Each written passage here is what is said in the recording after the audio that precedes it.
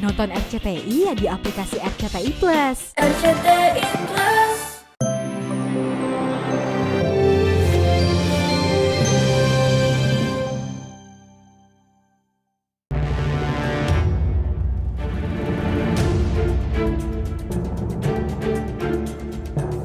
Pemirsa, keluarga Ahmad Dhani dan Mulan Jameela saat ini tengah jadi sorotan publik.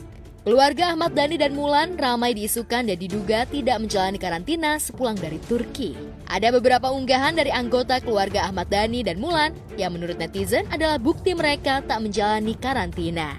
Pegiat media sosial Adam Denny mengeluarkan chat salah seorang netizen yang mengaku bertemu dengan Ahmad Dhani, Mulan, dan anak-anaknya di Turki pada 2 Desember 2021 lalu.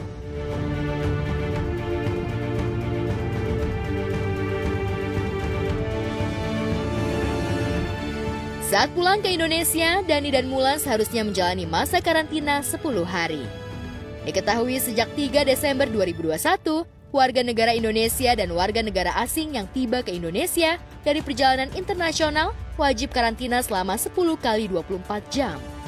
Namun ada salah satu netizen yang memperlihatkan unggahan bertemu dengan Mulan dan Dhani bersama putra bungsu mereka di salah satu mal di Jakarta pada 9 Desember 2021. Dan di tanggal yang sama, netizen juga mengingat Alisa Dagwis mengunggah foto tengah menonton bersama Al Ghazali yang diketahui juga ikut pergi ke Turki. Pegiat media sosial Adam Denny terlihat geram dan mengunggah video pernyataan sikap. Adam Denny geram kala mengetahui keluarga Mulan Jameela diperbolehkan karantina di rumah usai pulang dari luar negeri. Selain tak adil menurut Adam, dirinya juga murka karena Mulan keluarga diduga sempat jalan-jalan saat karantina. Satgas COVID-19 dan Kemenkes sudah angkat bicara terkait case keluarga Ahmad Dhani yang diduga kabur karantina ataupun tidak menjalani karantina. Apa tanggapan mereka? Mereka bilang tidak benar keluarga Ahmad Dhani tidak menjalani karantina. Hey bos, buktinya itu udah jelas. Kenapa kalian mengatakan tidak mungkin dan tidak menjalani karantina? Sekarang begini loh, kalau misalnya mereka landing tanggal 3 di Jakarta, kita akumulasikan 10 hari, berarti tanggal 13 mereka baru selesai dong karantina. Dan kenapa tanggal 9 dan tanggal 11 mereka sudah berkeliaran di luar rumah? Apakah karena privilege? Ayo bos, ambil tindakan tegas, jangan seperti kasusnya Rahel V-nya. Hanya kita bersikap sopan, kita tidak dipenjara. Jangan menjadikan contoh yang buruk, mau jadi apa sih? Ambil tindakan tegas sekarang. Saya tunggu, masyarakat juga menunggu. Ya, namun seiring dengan beberapa bukti yang di-spill netizen, kuasa hukum Ahmad Dhani angkat bicara dan memberikan penjelasan. Ali Lubis membantah soal Ahmad Dhani dan keluarga yang disebut tak menjalani karantina. Ali Lubis mengungkap hal itu tidak benar. Jadi gini, itu tidak benar ya. Jadi artinya bukan tidak karantina. Jadi yang benar itu bahwasanya mereka ini tiba di Indonesia langsung melakukan karantina justru sebagaimana ketentuan peraturan yang ada.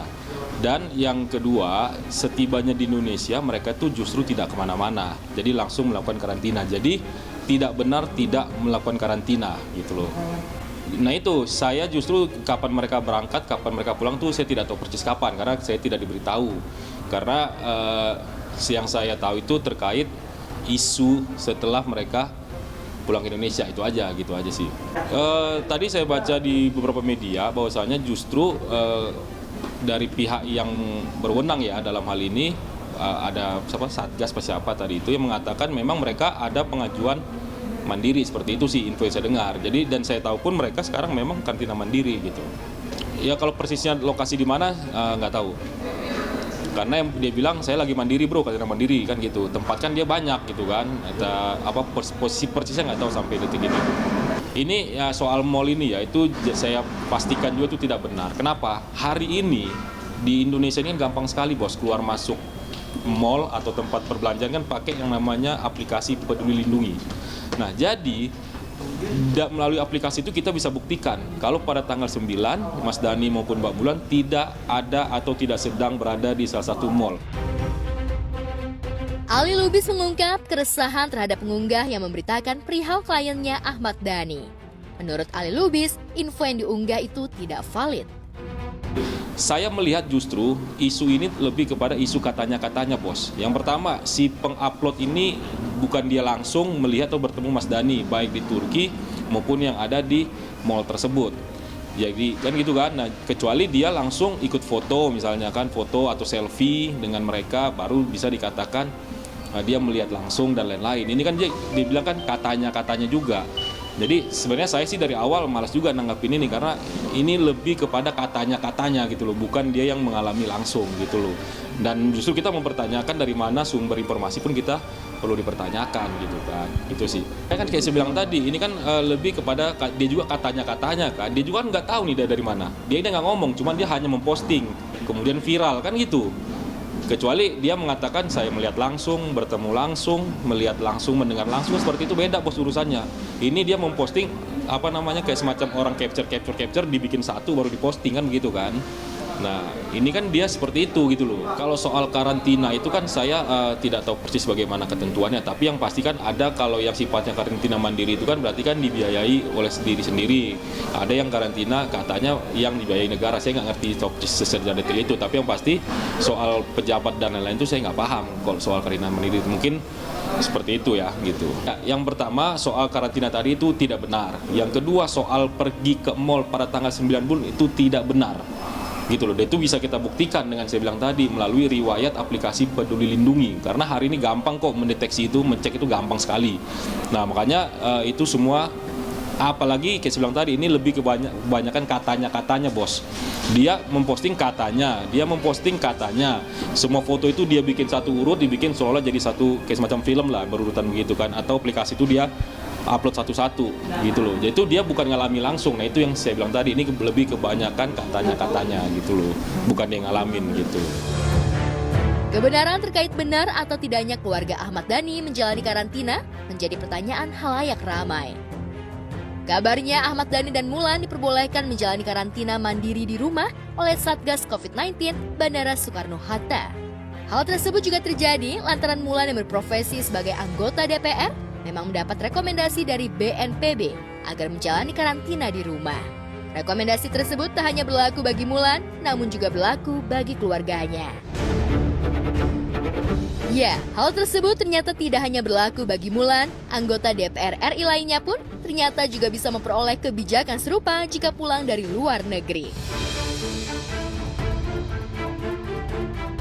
Di tempat terpisah, Bobby Joseph ditangkap pihak kepolisian terkait kasus narkoba.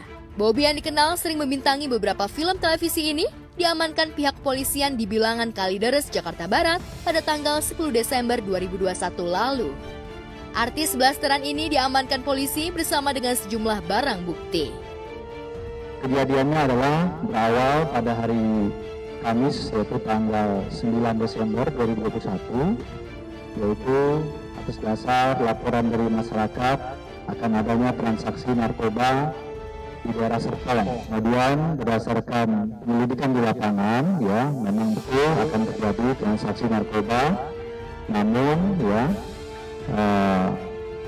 transaksi ini dipindahkan tempatnya ya oleh mereka yang akan melakukan transaksi ya menjadi di Kalideres ya. Yang ditangkap adalah pada saat itu ya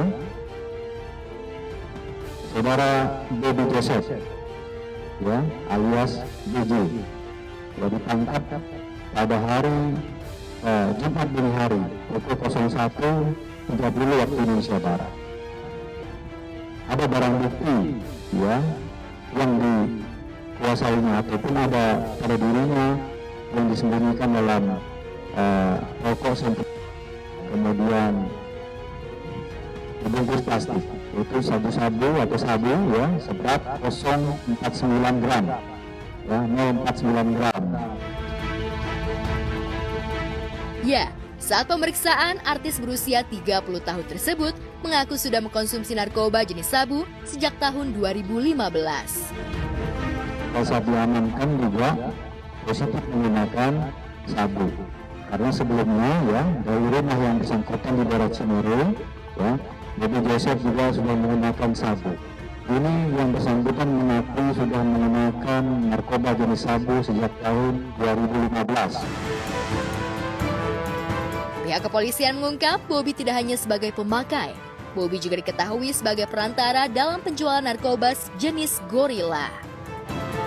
Setelah pemeriksaan juga, yang bersangkutan ini juga menjadi perantara ya dalam pembelian dan pemesanan narkoba jenis sintetis atau gorila ya, yang kita kenal dengan gorila. Jadi yang bersangkutan ya boleh diketahui ya berdasarkan rekam jejak digitalnya ya bahwa yang bersangkutan memiliki akun tersendiri dalam rangka menampung pemesanan narkoba jenis sintetis atau gorila ya kepada orang-orang yang membutuhkan. Terkait hal tersebut, Bobby pun terancam hukuman 4 tahun sampai 20 tahun penjara. Pasal yang disangkakan berdasarkan Undang-Undang Nomor 35 Tahun 2009 tentang narkotika, yaitu pasal 114, 112, dan juga subsidi pasal 127 ayat 1 dengan ancaman hukuman antara 4 tahun sampai 20 tahun penjara.